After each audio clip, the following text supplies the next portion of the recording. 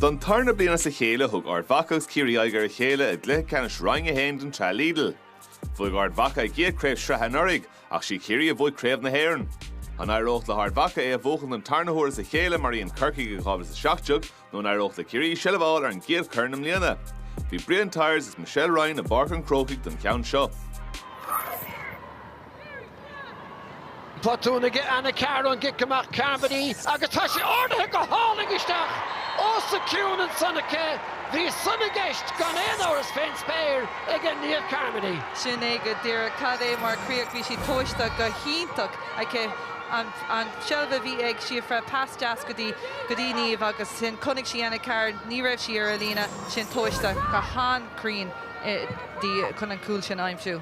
Trastansa agus é tóca ge Críomh Evans tá gearra ínta seo.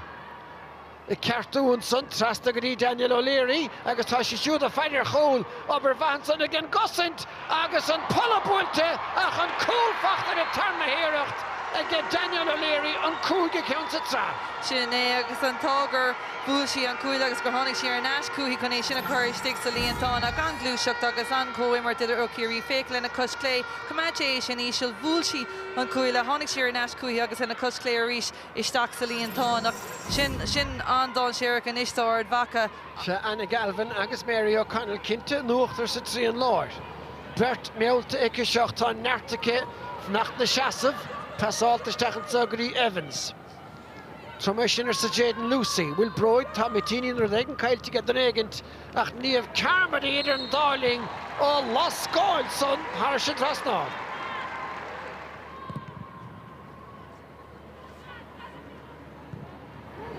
Cool agus print again níomh Carmody, All-Star le 3 blian an uas a gobarn son a ring iscidi agus stoilm a gorcaig mar inaltóir ó Ebrán. Perda sin. Nis mar sin. Mar a Jeremid, Geará ag mui ag Ardmhacha le scóransa. Larn McConville. Túr sí siúd fé scór agus sin ceann anna háchtach agus anna chrénig ag banrain na crisise.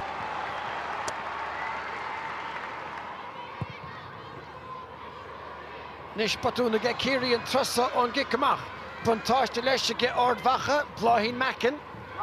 Stunning gnúis Michelle Gwill, Amy mar amon na modéaliscin sa Tranónacha agus Eve Lavery, Buaicphointí as sa chéile ag Ardmhacha. Anna bha agus tá Armagh Cronville éis na gceantaí a oscaildó Ardmhacha bhéidir agus féicear Eve Lavery lena cos clé an fada mac an gúil a freisin ach bhí muoine na céí sin a churthar an trasán agus sin i bhd níos fearr ó Ardmhacha.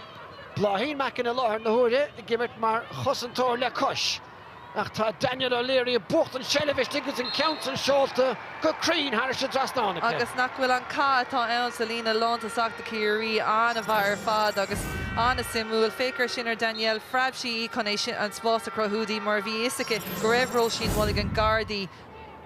Jaden Lucy an boutasad sí fro sé tá fácastig ar san éir me Cambridge taobh létheach tá sé dírig dolisteach. Tjunle kan ma dienter a siúd ach tá sé fachtige Jaden Lucy agus cool eile de Ciarraí cruthe ag siomhró sé. Sin é agus anna gháil sa éir san éir ó siomhró sé bhí ar hí a bheith feinach san éir freisin tus go raibh an pass cóthard agus có mell son ba féicear an láidir a bhí an chun Clóda Cambridge a cumáid ach Jaden Lucy lena rúthar takeíochta sin agus bhí sé ar gúilinn bhí sé an pass simplí jazz a Hartaí agus críicní si go láidir. Dul le bunmhúntóireacht a gláiste bhuiide gan smáil a limnach stechansa go dtí siomhró sé me Cambridge a dírig techt suas léthe. Féibh le Berna agus tá Berna mór gríoscailte ag Jaden Lucy agus tá níró treis an trasnána bhfuil níl gafaisteach sa chóil.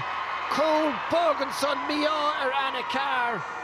Takathe nó narmh éon chinine bhar chúlacha. Sin é go dtíreach agus bhí mé dtíreach chun a rá bhéidir go gaithigh becórda Jaden Lucy a thart isteach beagáí nach féicear sin. Sin é cinnte gur chuaigh sé isteach sa chuine trí lámh Anna Carr an tam sin agus sin drochrád agus drochin agus drochórtha do Ardmhacha bhfuil rudí mar sin ag tarlú inis. Agus bheith fad an dúrin go dúireach sé seo seansan iste Mark Burke i mireoirí náfuil in nurit san taithí ar feic a chrócaigh ná ar na leithe móra a thuairtaisteach ach idir an dáirig Daniel O'Leary ar aigen chúil a réist agus an ceansan Díreach treis an trasnánach lana. Peinte seachas cool.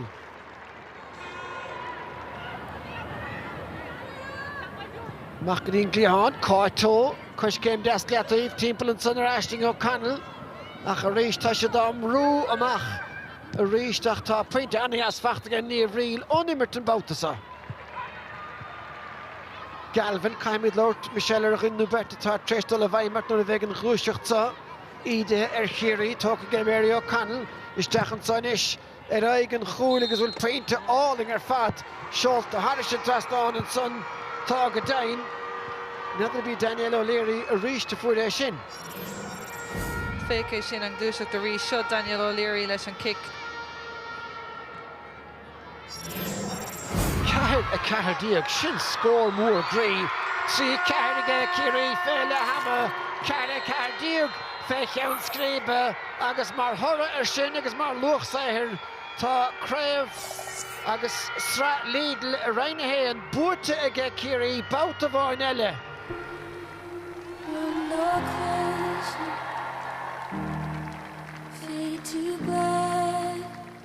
To our management, a brand new team, thank you so much for buying into Kerry Ladies, so much for putting your heart and soul into it, and we can't wait to go on for the rest of the year. When it opens, don't look back. There was a bit of doubt in the start of the year, you know, new management, a third of the panel new, and we were just hoping to be competitive. Agus tá sé orthe go hálaigh isteach. Agus an pola buaite ach an cúlfachtar in term na híireacht. The girls are very, very lethal in front of goal. Like if they are given a sniff of it, they will take it. Agus cool eile de Ciarraí. Like 15 new players, it's a huge amount of changeover. So it's just brilliant for so many girls to have gotten a run out now today. To be fair to the girls, the new girls, they've put their back to the wall at the start of the year, and we only have one aim now, so look, there's a long road there and we'll just have to drive on. Agus sinné an tríú sra díag buaitecha agus Mark Burke tá gaisce déanta agus an trap. It was a nice thing to get here today, but you know, there are other battles to be fought before the year is out. We have so many young players, and I hope this is going to be the first of many days in Croke Park for you all.